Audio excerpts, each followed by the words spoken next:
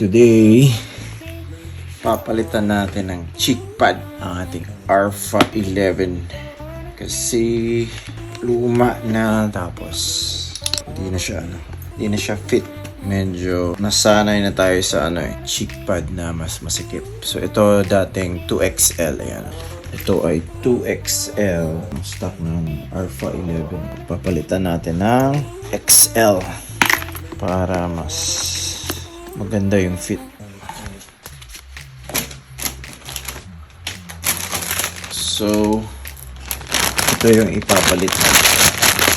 Ang size nito large to XL po. So 35 mm. Ayan. So papalit natin ito. So ayan, kakabit na natin. Ito ay dito. Baliktad pala. Dito side. So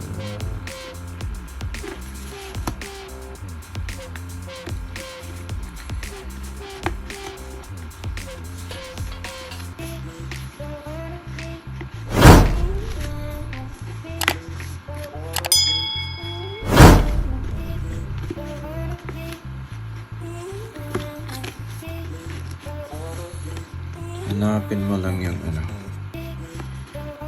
parang dito, parang quick release na tab. Ayan, dito yan. Ayan, so pasok mo siya. Kakabit mo yung ganito sa loob para mas okay. Click kasi yan eh. Saan ba yan? Ayun. Yun ang tunog pag na-click na siya ng mabuti. Ayun. Tapos tatlo yan eh. Dito sa itaas yung isa. Ayun. So kabit na yung isa. Kabila naman. Ganyan lang. Slide mo ng gano'n. Pasok mo ng mabuti. Para plastado ang lahat. Yan. Yan, dito, yan, dito.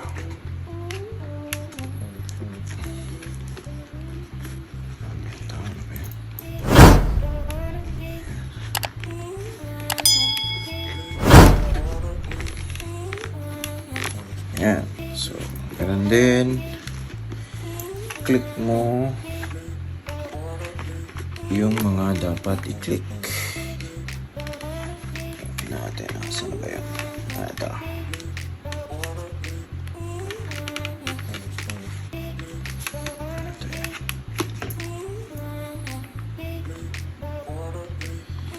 Yan. So,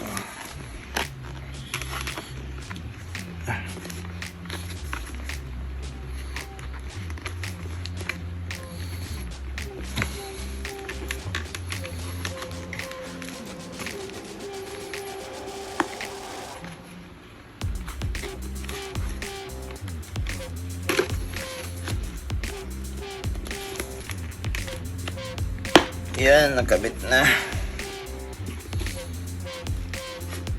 Isa lang.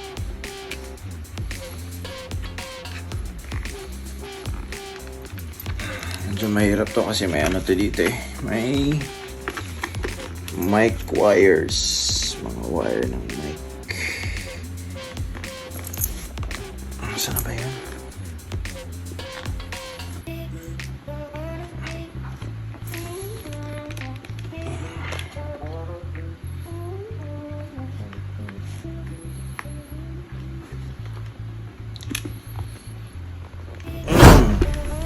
Oh, yo. Okay tayo. Kamali yung pasok. Tanggalin natin. bukas ng konti. Sabi ko na nga ba, mali nga. Dito dapat eh. Diyan dapat. Diyan. Yan. Diyan dapat. Para maganda yung kalapat. Yan.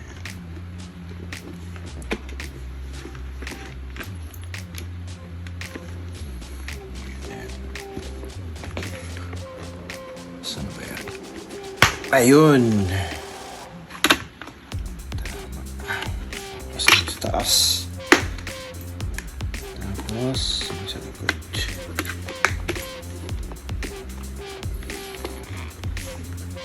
Ayan, so tapos na. Tapos na nating ikabit yung bagong chickpad. So, madali lang. Ilang minutes lang ba yun? 7 minutes, tapos na. So, itago mo lang yung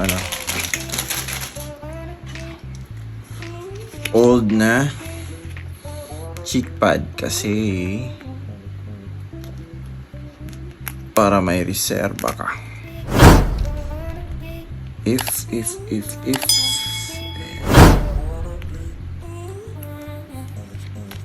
labhan mo lang ito para may extra ka na chickpad yan. Baka biglang lumaki yung ulo mo, so ayan, tago na natin, lagay sa plastic.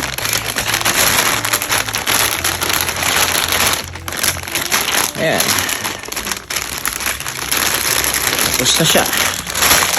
Alright, so ready na to for testing this weekend ride namin. Ayan, so that's all guys. Mabush!